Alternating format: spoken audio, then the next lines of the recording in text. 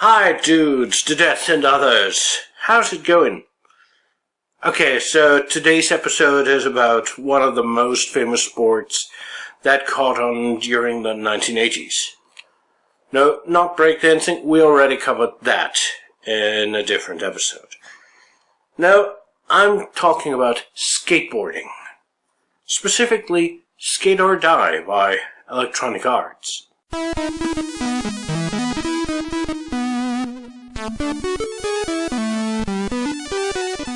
RetroKork. Okay, so in Skate or Die, you skate against other players, and there are some computer characters you have to skate against. But first off, you need a new deck, a sweet new deck, and some new wheels. So you start off in Rodney's skate shop, where you sign up and decide upon your deck color. Yeah, no awesome designs, sorry.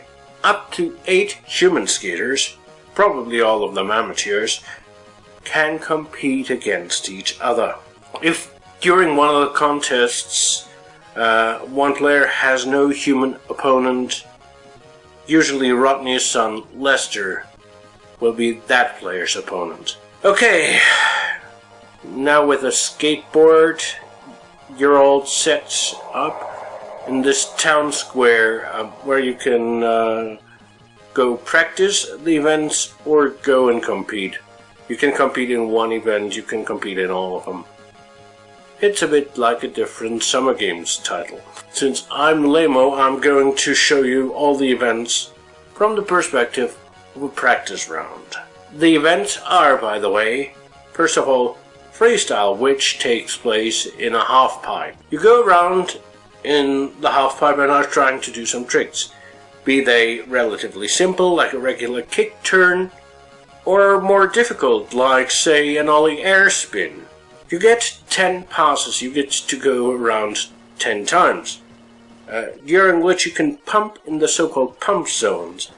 They're easily identified because they're the zones where you go from the vertical to the horizontal, and they're slightly darker in color.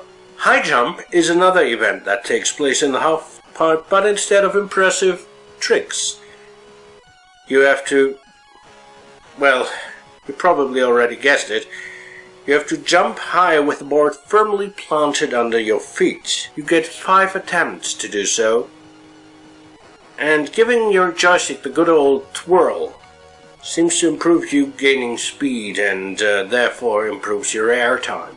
Now if you didn't jump all the way to the moon, and to be honest you managed to do that, well then you can go and race downhill in the event subtly called Downhill Race. Here you get to pick between regular and goofy. Skaters amongst you will know what that means. But regular controls the character like you see on the screen, so if you push to the left, the character turns to what you see is the left, to his right, so it's his right.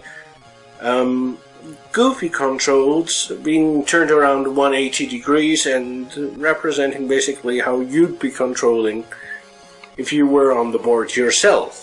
Downhill Race has you solely race against the clock, and there are no interruptions from people who don't agree with the skater lifestyle. This is different in Downhill Jam. First of all, you race against another player or another character and try to force them to wipe out and drive into obstacles. I know. Might not be called wipe out, but still. You control like in Downhill Race, with the addition that if you press the fire button and push the joystick to either side, you attempt to hit the opponent on that side. If you push it up or down at the same time, so you go diagonally, you actually try to hit the enemy either in the face or down where it's hurting. I'm talking of the shins, of course. And yeah, this is less of a ride through the park, and it's more a ride through back alleys. So yeah, there are a lot more diverse obstacles. Now, last but not least is Pool Joust, where one of the skaters apparently has raided the American Gladiators prop department for one of those giant Q-tips. Well, the manual calls it a boffin stick. If you are the one who doesn't have the pedal, if you manage to complete 5 rounds in the pool, the roles switch and you get the pedal. The one with the pedal or the boffin stick or the Q-tip, that one has to knock the opponent off at least 3 times. And in compete mode, in the end you have to face off against AIs, and ultimately you need to beat Lester at his home game. And yeah, that's Skate or Die. I admit, game is a lot of fun, even if you play it by yourself. And oh yeah, there's one thing. It's a bit easier, so to speak, on European systems because EA didn't properly adapt it to PAL speeds. So we Euro people had it a bit easier.